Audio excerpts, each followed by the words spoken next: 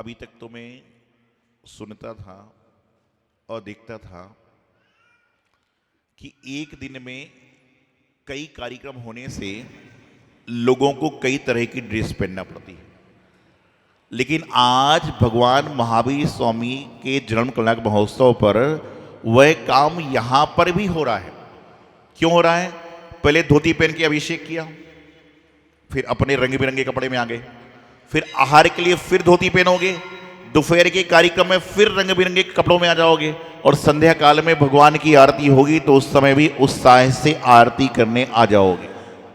तो हमेशा जो आप वस्त्र बदलते हो वो आपको भटकाने वाला होता है, लेकिन जो यहां पर आज वस्त्र बदल के कार्यक्रम कर रहे हो वह आपको भटकने से बचाने वाला है और भगवान महावीर स्वामी के प्रति आपके जीवन को समर्पण कराने वाला है। आज यहां पर 4-5 संयोग बन रहे हैं।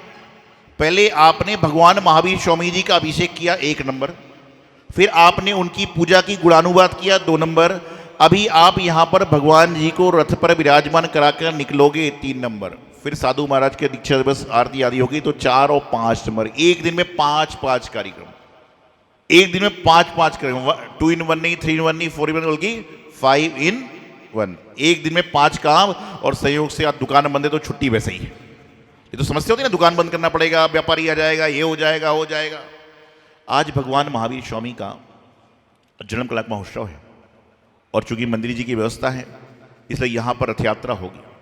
रथ यात्रा में श्री जी सवार होकर जाएंगे, और जब रथ यात्रा में श्री जी सवार होकर जाते ना तो जो रथ पर भगवान का सारथी बनता है, खवासी बनता है, कुबेर बनता है, चवर डुलाने वाला बनता है, उसके पुण्य के महापुण्य की महिमा अपने आप में अपरंपार है। क्योंकि हमें अपने जीवन के रथ को चलाने के लिए प्रभु की, गुरु की जिनवाणी की आवश्यकता है, लेकिन हम अपने जीवन को, भाग्य को सौभाग्य में कर रहे हैं जो हम भगवान के रथ पर श्री जी को लेकर खवासी सवारी बन कुबेर बनकर बैठेंगे। ये पुण्य आपको साल में एक बार भगवान के जन्म कलश पर मिल रहा है। आज तक जैसे प्रधान जी, मंत्री जी बता रहे थे हमारे कि आज तक जितनी भी रथ यात्रा हुई उसमें देव भी होते थे, शास्त्र भी होते थे, लेकिन पहली बार जिन मंदिर में ऐसा है कि देव शास्त्र गुरु तीनों का समागम रथ यात्रा में मिलने वाला है। ये देव भी हैं, शास्त्र भी हैं और गुरु भी हैं, लेकिन हम हैं कि नहीं? देव शास्त्र गुरु तो हैं, लेकिन आप हैं कि नहीं, ये बड़ा क्वेश्चन मार्क है। और हैं तो वहां पर भावों से हैं कि नहीं? अभी थोड़ी देर पहले अनाउंस हो रहा था कि इस नंबर की गाड़ी खड़ी हुई है, जिसकी भी हो ले जाओ। 2-4 बार आदमी नहीं आया। ऐसे ही मैं कहीं पर कोई मंदिर का निर्माण चल रहा था तो लोग दान बोल रहे थे अपना अपना कि भाई मेरी तरफ से सोना चांदी, रुपये पैसे सब बोल रहे थे। और एक गाड़ी का अनाउंस हो रहा था कि 111 नंबर की गाड़ी जिसकी भी हो ले जाइए। बार बार अनाउंस हो रहा था, कोई लेने नहीं आ रहा था। इतने में अंत में संचालक ने कहा कि आपकी गाड़ी बैधान कर रही है, उसको टोचन से हम लोग उठा के अलग रखवाएंगे, तो भी कोई नहीं आया। इतने में मेरी नज़र मेरे सिंहासन पर गई, मैंने देखा एक गाड़ी की चाबी रखी हुई थी, तो मैंने उठाया, उसके पीछे एक पर्ची लगी हुई थी। उस पर्ची पर लिखा हुआ था कि महाराज जी मैं घर से रुपए पैसे लेकर नहीं आया, ये मेरी गाड़ी बेच देना और इसका जो पैसा है मंदिर निर्माण में लगा देना। ऐसे ऐसे लोग हैं। तो कहीं आपकी गाड़ी गलत जगह खड़ी हो तो कमेटी वाले ये ना समझ जाए, कहीं आपकी गाड़ी गलत जगह खड़ी हो तो कमेटी वाले ये ना समझ जाएं, क्योंकि मैंने तरीका बता दिया। इसलिए आप लोग गाड़ी को सही जगह पर खड़ी करिए। गाड़ी को जब सही जगह पे खड़ी करते हो तो गाड़ी से व्यवधान नहीं होता, तो इंसान भी सही जगह पर चलेगा तो इंसान से इंसान को व्यवधान भी नहीं होगा। क्योंकि गाड़ी खड़ी है तो उसका तो फायदा समाज को मिल गया, लेकिन इंसान अड़ा रहेगा तो समाज को कोई फायदा मिलने वाला नहीं है। क्योंकि गाड़ी का तो महत्व है, इंसान का महत्व क्या है? तो आज यहां पर आपको रथ पर चलने का अवसर मिलेगा। भगवान महावीर स्वामी जब प्रतिमा में रूप में बाहर जाएंगे तो उनकी दृष्टि सब जगह पड़ेगी।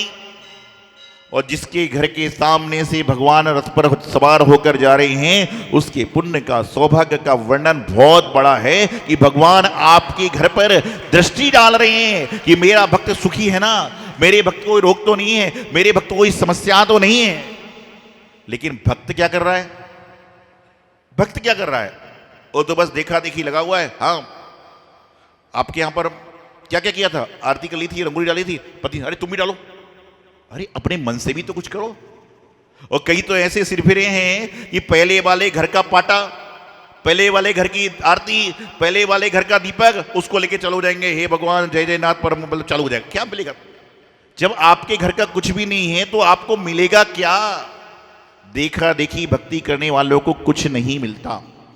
वैसे तो आज भगवान महावीर स्वामी जी का जन्मकाल महोत्सव है और हमारे ऊपर आज से 26 साल पहले, 27 वर्ष पूर्व 26 पूरे हो रहे हैं, गुरुदेव आचार्य सिद्धांत सागर जी महाराज ने अनुकंपा करी और मुझे उन्होंने ग्रंथों से हटाकर निर्ग्रंथ बनाने का जो है हमारा भाव था, उसको पूर्ण किया था। 16 अप्रैल 2000 का दिन भगवान महावीर स्वामी की जयंती पर, भगवान महावीर स्वामी की टोक पर श्री समेत शिखर जी में गुरुदेव ने आज के दिन ही मुझे मुनि महाराज की मुद्रा पर लाया था महावीर जी का महोत्सव पर। हम बार बार एक बात कहते हैं कि हमारे जीवन में जो श्वास भी है वो बाद में आती है। पहले कचनेर वाले पारसनाथ भगवान का नाम और गुरुदेव का नाम आता है, उसके बाद श्वास आती है। गुरुदेव ने, जब मैंने 16 साल की उम्र में घर छोड़ दिया था तो अनुमान 16 साल की उम्र बच्चों की क्या होती है? शरारत की उम्र भी होती है, गलती की उम्र भी होती है, बहुत सारी उम्र होती है। एक जीवन का छोटा सा किस्सा बताना चाहता हूँ। स्कूल में एक संघ रुका हुआ था, बिहार के दौरान रुकते हैं, साथ में बहुत सारे महाराज जी माता जी होते हैं। हम ब्रह्मचारी थे, 16 साल की उम्र थी। तो कहने लगे इसको कुछ याद नहीं होता है, ये क्या करेगा, ये करेगा। तो वहाँ पर एक पंडित जी बैठे थे, कुंडली वाले, ज्योतिष पंडित होते कुंडली वाले। तो मैं उनके पास में गया, मैंने कहा पंडित जी मेरे हाथ की रेखा देखो आप, कुछ योग है, संयोग है? पंडित ने हाथ की रेखा देखी, बोले कुछ नहीं है, तुम कुछ भी कर लो, कुछ भी बन जाओ, लेकिन कुछ नहीं होगा। मैं बड़ा उदास मन से गुरु महाराज के पास गया। मैंने कहा महाराज जी साधु तो करते ही करते थे, लेकिन पंडित जी ने भी कह दिया आज तो। महाराज जी बोले क्या बोला पंडित जी ने? मैंने कहा महाराज जी, उनको मैंने हाथ दिखाया, वो बोले तुम्हारे हथेली में तो ये रेखा ही नहीं है, कुछ नहीं कर पाओगे। गुरुदेव ने कहा, पेड़ के नीचे बैठे थे, बोले वो लकड़ी लेकर आओ। अब मैं और डर गया कि पंडित तो मुंह से ही बोल रहा है, ये लकड़ी क्यों मंगा रहे हैं? लकड़ी मंगाई। लकड़ी मंगाने के बाद उस लकड़ी को उन्होंने छोटा सा किया, लकड़ी से उन्होंने पेन बनाया। लकड़ी का पेन होता था पहले, कलम। मेरे से बोले हाथ खोलिए। मैंने हाथ खोला और उन्होंने मेरे हाथ पर एक लकीर खींच दी। आप सच मानिएगा कि उस समय मेरे हाथ में लकीर नहीं थी, आज पूरी लकीर पूर्ण हो चुकी है जब गुरुदेव ने लकीर लगाई। उन्होंने एक बात कही थी कि गुरु के प्रति समर्पण रखिए, श्रद्धा रखिए, भगवान के प्रति अपना भाव प्रकट कीजिए, जीवन की सारी रेखाएं आपके पीछे पीछे आ जाएंगी, रेखाओं के पीछे भटकने की आपको आवश्यकता नहीं है।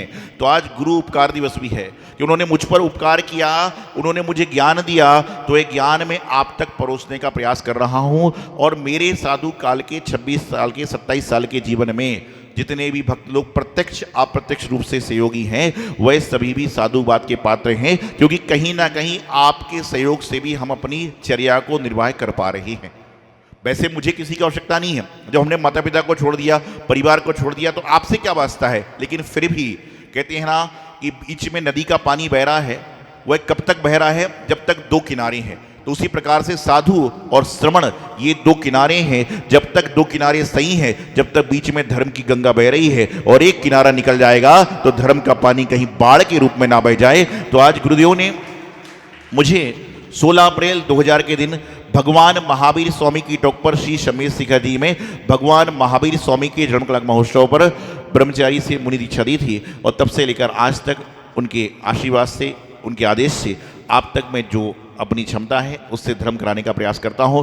तो आपसे सिर्फ इतनी बात कहना है। कल मैं रूपेश जी का भजन सुन रहा था, वो कह रहे थे कि हमसे तो लोग बदले नहीं, हमसे तो दोस्त बदले नहीं जाते, चाहे कितने भी बुराई हो जाए। हमसे तो भी दोस्त बदले नहीं जाते, चाहे कितनी बुराई हो जाए। लेकिन आश्चर्य है कि आज लोग भगवान और गुरु बदल देते हैं थोड़े से ना मन की होने से। आज भगवान और गुरु बदल देते हैं लोग थोड़े से भी ना मन की होने से। अरे आपका श्रद्धा कहां पर है? आपका श्रद्धान कहां पर है?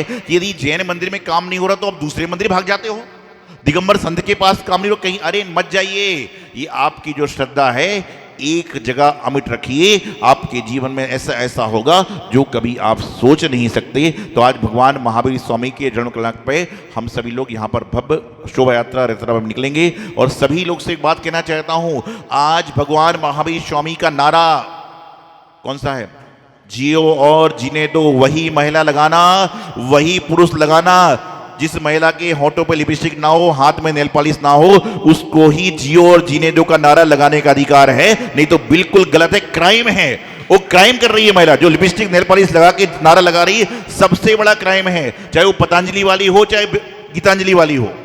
और जो पुरुष चमड़े का बेल्ट, चमड़े का पर्स, चमड़े का जूता पहनकर जियो और जीने दो का नारा लगा रहा है, वह भी सबसे बड़ा दुनिया का क्राइम कर रहा है। वो अहिंसा परमो धर्म का पालन ही नहीं कर रहा, वो नारा लगाने का अधिकारी नहीं है। तो अभी भी आपसे फिर कहता हूं कि आज की रथ यात्रा सात्विक रथ यात्रा हो, सुंदर रथ यात्रा हो, आपके जीवन को बदलने वाली रथ यात्रा हो, तो ही आपके जीवन कल्याण होगा। यही मंगल शुभकामना गुरुदेव आचार्य सिद्धांत सागर जी महाराज की। चलते हैं रथ यात्रा की ओर। गुरुवर के कर कमलों द्वारा ये नंबर निकल रहा है, बहुत ही सौभाग्यशाली पुण्यशाली परिवार होगा। देखिए जो नंबर निकला है, पहले 1 है, आखिरी में 6 है। क्या है? अब खत्म नहीं हुआ, 16 नहीं है। पहले 1 है, आखिरी में 6 है। 1 के बाद में फिर 1 है, फिर 7 है और 6 है। मतलब नंबर है 1176, 1176 नंबर। 1176 नंबर है। किसका है? 1176 किसे? राहुल 1176 नंबर कूपन निकालिए। कूपन बुक ले आओ, जो भी काम होगा। एक ही निकलना, कूपन एक ही निकालना। एक चलिए, जब तक नाम आ रहा है बताते हैं, लीजिए। अब इसके अलावा देखिए जो बोली होना है किस खौसी का चयन होगा, खौसी का जो प्रतिमा जी को लेकर चलेंगे। देखिए कितना सुंदर सा चयन है भगवान को लेकर।